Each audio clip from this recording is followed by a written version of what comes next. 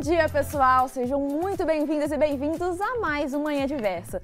Como é bom ter você com a gente nessa terça-feira e bom dia, Roberta Heller. Bom dia, Mariana Zacaron, e bom dia para você que está acompanhando a gente aí de casa. Hoje é dia 28 de junho, dia da nossa coluna de saúde aqui no programa. E nós vamos conversar com o médico neurologista sobre a esclerose múltipla. Se você tem alguma dúvida sobre essa doença, já pega o celular e manda pra gente a sua pergunta pelo nosso WhatsApp. O DDD é 32, o número é 999397416. E no quadro de moda, eu convidei duas consultoras de moda para dar dicas para você que ainda não conseguiu encontrar o seu estilo pessoal. E no Bora Rangar, continuando as festividades juninas aqui na nossa cozinha, hoje você vai aprender um delicioso bolo de amendoim. Então continue ligadinho com a gente, porque o Manhã Diversa tá só começando.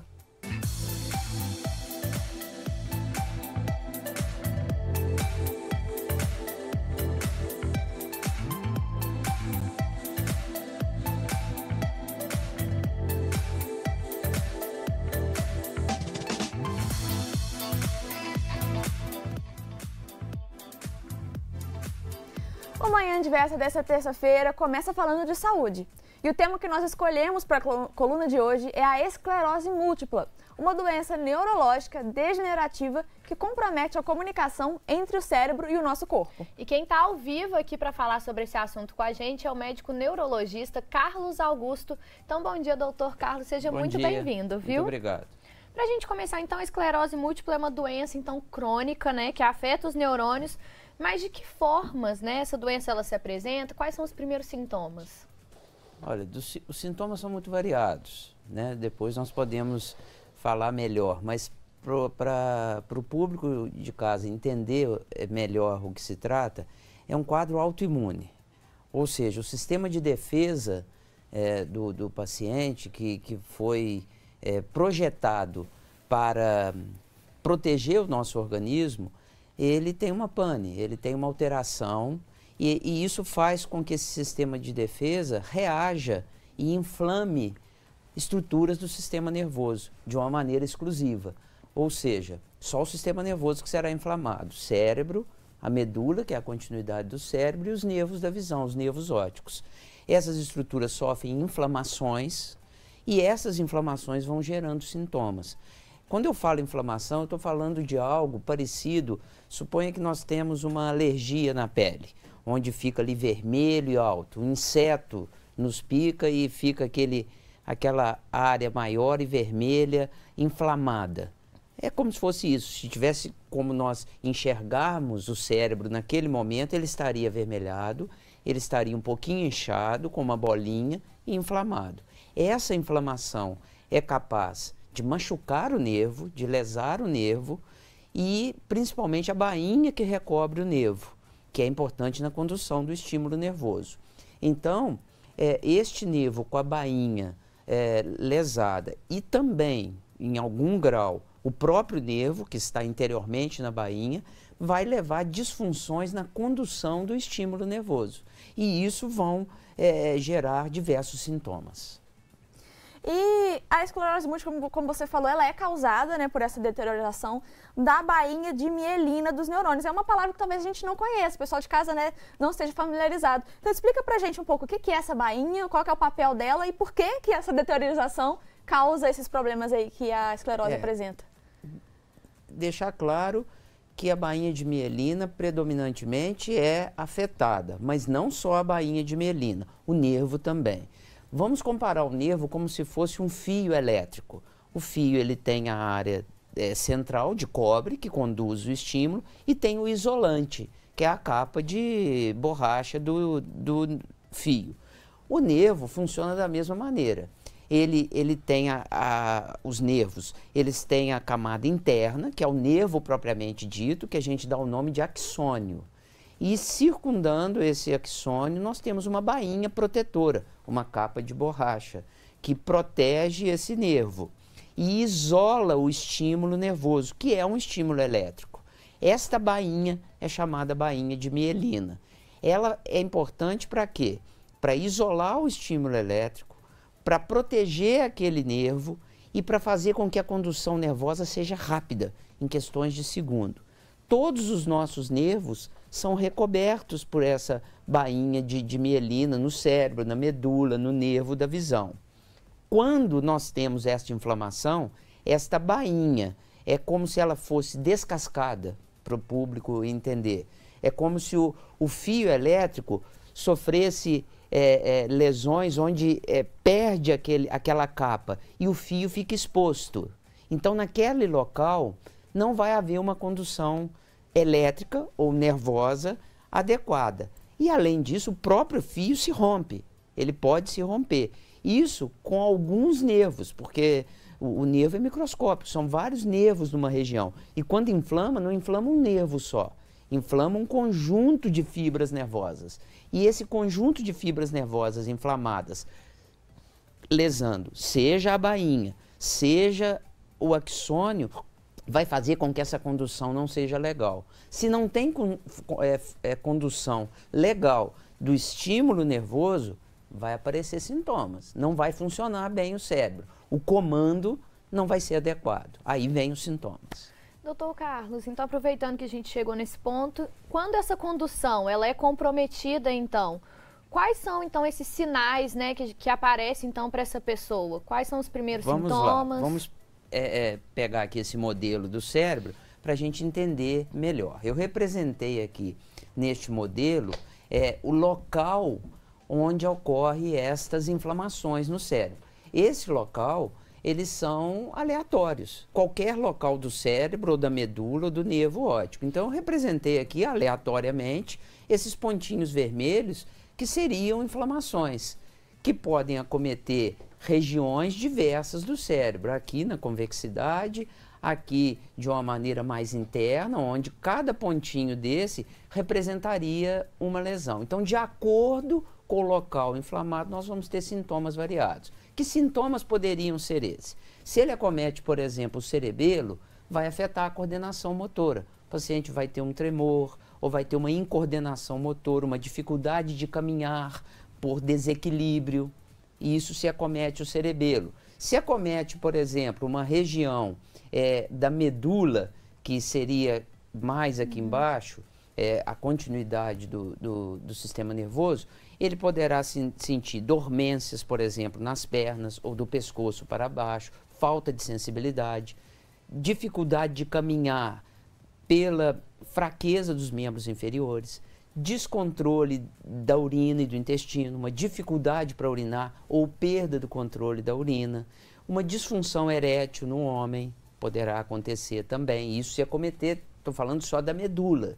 Se acometer este nervinho aqui, que é o nervo da visão, o nervo óptico, o paciente vai ter dor no olho e embaçamento. De repente o olho fica doendo e embaçado. Se acometer uma área, por exemplo, de controle sensitivo do corpo, vai haver uma dormência em todo um lado do corpo. Se acometer uma área motora, nós vamos ter uma fraqueza, o membro vai ficar pesado, seja o membro superior, o membro inferior. Se acometer uma área aqui do chamado nervo facial, esse nervo pequenininho que está aqui representado, vai haver uma paralisia facial.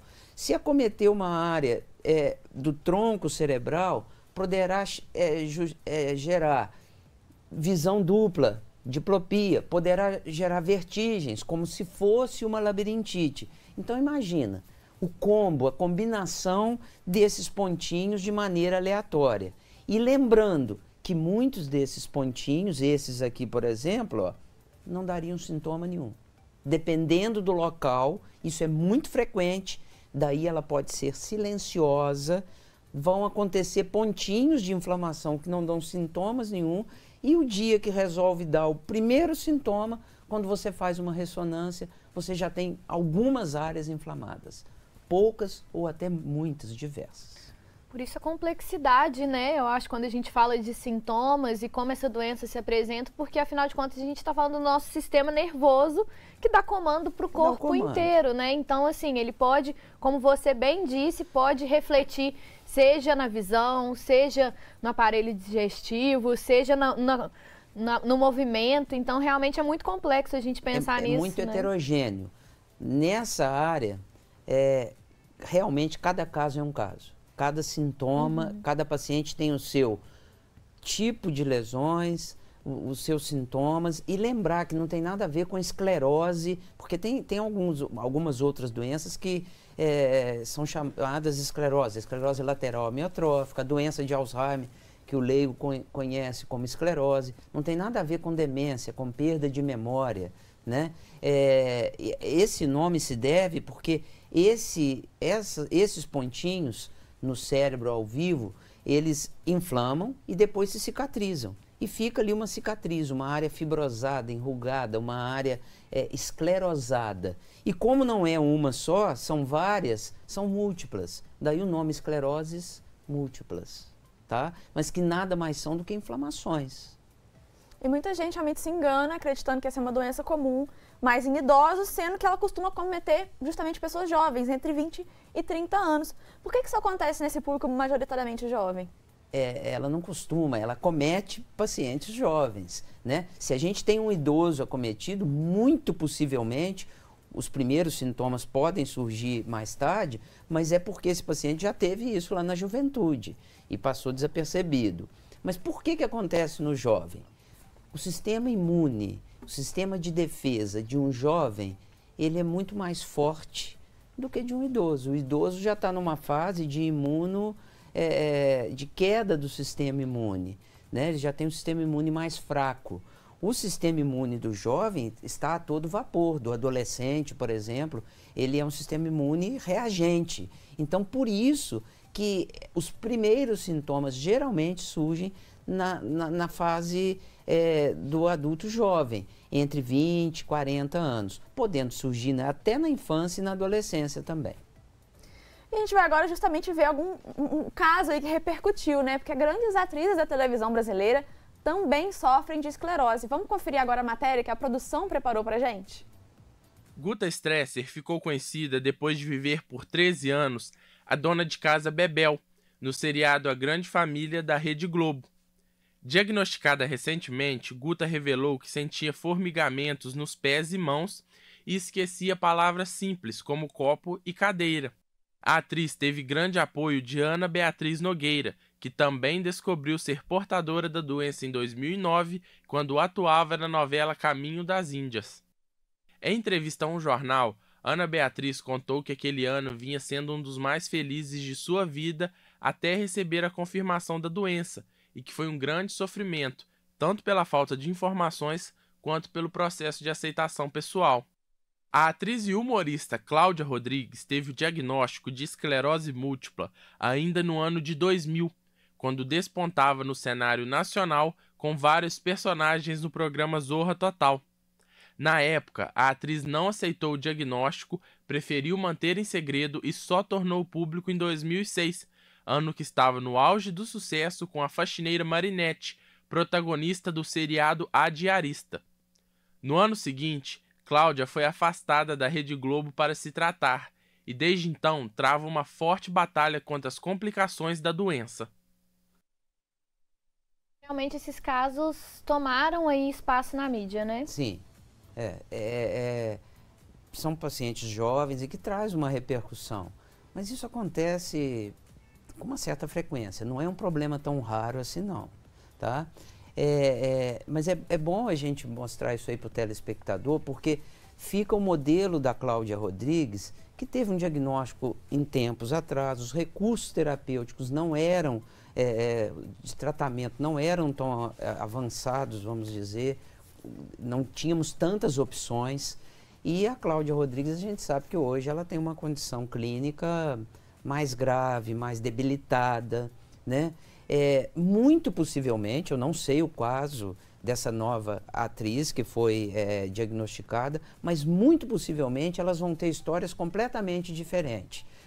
Muito possivelmente essa nova atriz, ela não chegará ou poderá não chegar com grande probabilidade, pelos tratamentos disponíveis, a um quadro de incapacidade igual a Cláudia Rodrigues chegou. Então isso é muito importante, porque o paciente que recebe esse diagnóstico, a primeira coisa que vem em mente, nossa, acabou minha vida, vou ficar numa cadeira de roda. E aí tem o exemplo, por exemplo, da Cláudia Rodrigues, infelizmente.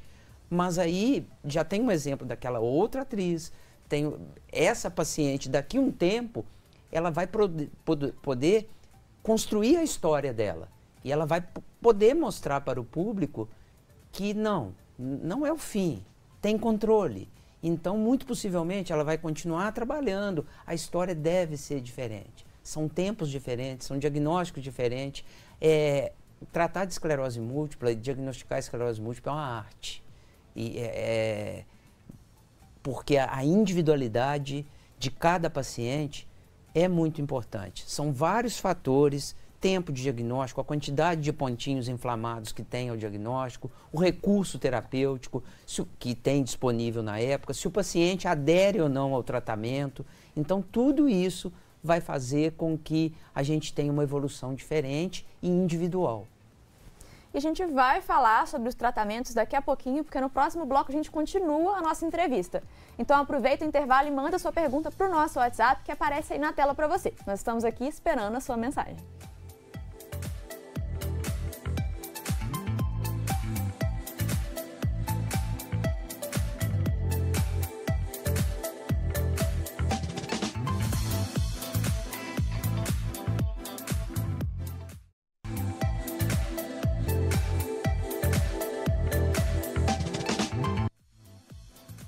Já estamos de volta com Manhã Diversa, agora são 10 horas e 19 minutos e hoje aqui no programa nós estamos conversando sobre a esclerose múltipla na nossa coluna de saúde. E a gente recebe o médico neurologista Carlos Augusto para tirar então algumas dúvidas sobre essa doença. Então, doutor Carlos, seja bem-vindo mais uma vez ao nosso programa.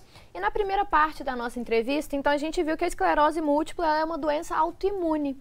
Para a gente entender um pouco mais, quais são os fatores aí, né, desencadeantes dessa doença, sejam fatores genéticos, ambientais, explica um pouco mais para a gente. Vou dizer o que é conhecido, nós não sabemos ao certo por que esse sistema imune entra em pane, por que ele começa a reagir contra a pessoa. Existem fatores genéticos, né, alguns conhecidos, que predispõem à ocorrência disso, mas não são os únicos.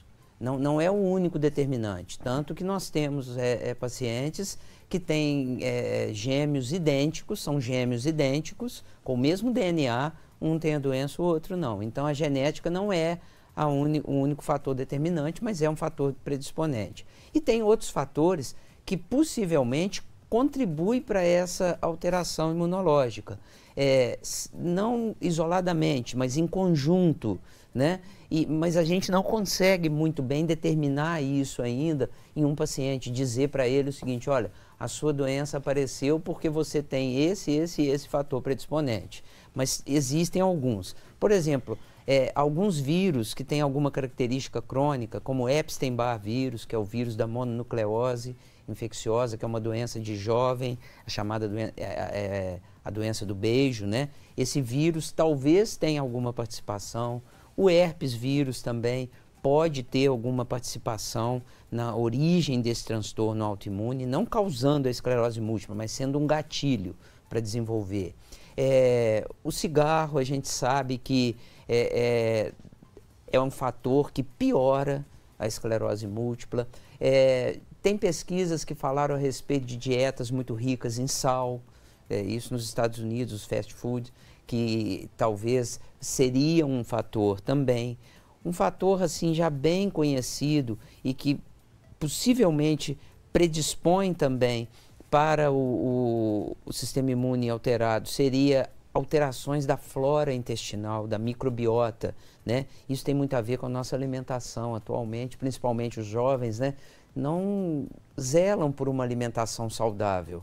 O excesso de carboidratos, o excesso de alimentos industrializados, uma alimentação que não seja rica em produtos naturais. Isso pode alterar a flora intestinal. E alterando a flora intestinal, o sistema imune pode ter alterações também. Outra coisa interessante também é a obesidade. A obesidade é um fator inflamatório crônico. O obeso, ele é cronicamente inflamado. Ele produz substâncias continuamente que são inflamatórias. Isso facilita a ocorrência de uma doença autoimune, né? Então seria mais ou menos a questão do sol, né? Importante também, a vitamina D. A gente sabe que em países onde a incidência solar é menor, a incidência da esclerose múltipla é maior. E então, por quê? Porque a vitamina D tem um papel anti-inflamatório. Se eu tenho menos vitamina D, e principalmente nas fases de adolescência e da infância, isso pode predispor. Agora, lembrar que quem dera se a vitamina D fosse o único causador da esclerose, né? E que a gente repor a vitamina D isoladamente resolvesse essa questão. Isso seria muito bom se fosse verdade, mas ela não é um único fator predisponente, é mais um dos fatores. Então é um conjunto que a gente conhece alguns, mas não conhecemos totalmente ainda o motivo dessa alteração imunológica. E levando em conta aí todos esses fatores aí que podem predispor a pessoa a ter a doença, existe prevenção à esclerose múltipla? Não, não existe prevenção, né? Porque como que você vai saber se você tem aquela tendência? A não ser que você tenha um familiar que tenha. A maioria dos pacientes não tem história familiar. Agora, se você tem um familiar que tem a esclerose múltipla, a chance de você ter é maior, mas não quer dizer que vai ter. O mais comum é não ter. O mais comum são casos assim esporádicos mesmo. Agora, se você pratica atividade física, tem uma vida saudável, uma alimentação saudável, evita a obesidade, evita o cigarro, tudo, toma sol, alimenta-se bem, você vai estar prevenindo não só a esclerose, mas uma gama de doenças, né? Então, para este familiar que tem alguém na família, eu acho que todas essas medidas para corrigir esses fatores que nós dissemos, eles são válidos. O combo alimentação saudável e prática de exercício físico, né? Eu acho que, assim, todos os médicos que a gente recebe aqui, a receita básica é essa. E que é mesmo, assim, é uma coisa que vai ajudar a pessoa a melhorar muito a qualidade de vida e, querendo ou não, prevenir, Esquecemos de falar do estresse, né, gente? Com o estresse também é um fator, né, que mexe também com a imunidade. Então, a busca aí da saúde mental, fundamental. E é possível classificar essa doença em estágios, primeiro desse jeito, e aí ela vai evoluindo? Comumente, ela começa com surtos, períodos de surto e períodos de acalmia, de remissão, né? Esses surtos, eles acontecem, é aquele momento onde você tem uma inflamação, o paciente tem um sintoma daqueles que nós falamos e depois aquele sintoma espontaneamente vai melhorando, né? E entra em acalmia, com uma melhora total ou parcial daquele sintoma. Tempos após, de maneira aleatória, não sabemos quanto tempo, 1 mês, 2 meses, 1 ano, daí a 2 anos, outro sintoma aparece, outra inflamação aparece. E aí nós chamamos isso de surto. Então, no início, existe muita inflamação. Dá o surto e entra em acalmia. Dá outro surto, entra em acalmia, em remissão, que a gente fala, em tempos variáveis. Com o passar do tempo, se não for tratado, né, a evolução natural da doença, supõe uma doença que não está sendo tratada, essas cicatrizes vão se acumulando no sistema nervoso e vai dificultando o bom funcionamento. Então, o paciente a maioria dos pacientes não tratados, gente, não tratados, eles vão evoluir com um acúmulo dessas incapacidades. Vai acumulando uma dificuldade, outra, sequelas vão ficando e o paciente pode atingir um grau de incapacidade. Essa fase nós já chamamos de uma fase progressiva, que ocorre com ou sem esses surtos. E como que é feito, então, o diagnóstico da doença? Diagnóstico a partir do momento que nós temos um jovem com aqueles sintomas. Você já tem que suspeitar. Lembrar que nas fases iniciais, infelizmente, muitos desses jovens que têm uma dormência, por exemplo, ela melhora. Ela melhora com o decorrer do tempo, espontaneamente pode melhorar. E aí muitos desses jovens são tratados como estresse. E não se faz o diagnóstico. Então, a partir do momento que você tem um jovem com esses sintomas, o médico ou o jovem procure um neurologista, que é o profissional mais indicado para se fazer esse tratamento. Esse neurologista vai examinar, vai suspeitar e vai solicitar a ressonância. Aí, através da ressonância do cérebro, da medula, nós conseguimos ver determinadas características de pontos de inflamação que lembram. E a partir daí você tem que excluir uma série de outras doenças, porque tem outras doenças que dão essas inflamações também. E não é esclerose múltipla. Então você tem que fazer uma pesquisa muito ampla para se diagnosticar um reumatismo, uma falta de vitamina, outra coisa que não é esclerose múltipla. A partir do momento que você excluiu essas coisas, tem aquela ressonância sugestiva e tem um jovem com aqueles sintomas, a gente faz o diagnóstico. E tendo feito o diagnóstico, como que é feito o tratamento? Olha, não há cura. Assim como o diabetes não tem cura, a hipertensão não tem cura. Então é uma doença crônica, autoimune, mas existe controle. E esses tratamentos, eles são novos na medicina, é de 1997 para cá. E cada vez mais recursos terapêuticos nós temos, que de uma maneira resumida, são medicamentos que atuam controlando esse sistema imune disfuncional, sendo capazes de evitar que aquelas inflamações continuem acontecendo, preservando a boa função do sistema nervoso. E nós temos tipos de medicamentos diferentes, que agem de maneiras diferentes, uns mais intensos, outros mais leves, que você vai escolher, e o neurologista vai escolher de acordo com a experiência e a gravidade, de acordo com a intensidade da doença de cada um. Vale ressaltar que esse tratamento tem que ser indicado o mais breve possível, o mais precoce possível, e lembrar que não é só o tratamento medicamentoso. A correção de todos aqueles fatores é muito importante também. Doutor Carlos, com esse tratamento, né, com esse acompanhamento, também é possível que essa pessoa ela tenha uma vida normal? Sim, é o que nós falamos da atriz atual que foi diagnosticada.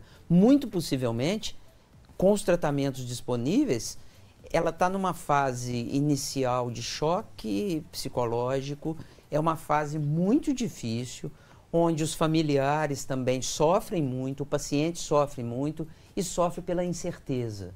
Eu não sei o que vai acontecer, né? E isso, o apoio de outro paciente que já construiu a história dele e está bem, é muito importante, né? Passado essa fase, muito possivelmente, ela vai ver que aquilo é uma condição que ela convive e com um controle, possível de um controle total da doença. E muito possivelmente ela vai ter uma vida normal, vai continuar trabalhando, fazendo as coisas dela normal, né? A mensagem que eu quero deixar para uma pessoa que tenha tido esse diagnóstico é que tenha calma e que não generalize da pior maneira possível que ela vai ficar incapacitada. Calma, cada paciente é um paciente e hoje a realidade dos tratamentos é uma realidade bastante otimista. Importantíssima essa sua fala, até mesmo para, né, trazer um pouco mais de conforto para essas pessoas que receberam esse diagnóstico, porque eu acho que a princípio realmente a sensação deve ser essa de horrível. O que vai acontecer comigo, mas a medicina está evoluindo a cada dia mais e com ela os tratamentos, então assim, muito importante esclarecer isso. Muito obrigada pela sua presença hoje. Eu que agradeço a oportunidade de estar aqui, esclarecendo para o público sobre essa doença, desmistificando muita coisa e, ao mesmo tempo, conscientizando a população jovem destes sintomas, para não deixar passar desapercebido e procurar logo o neurologista. Isso aí, muito obrigada. Eu que agradeço. Daqui a pouquinho o chefe Arthur Veloso chega com Bora Rangar. E a receita de hoje é bolo de amendoim. Não dá para perder, né? É só o tempo de beber uma água, tomar um cafezinho e a gente está de volta.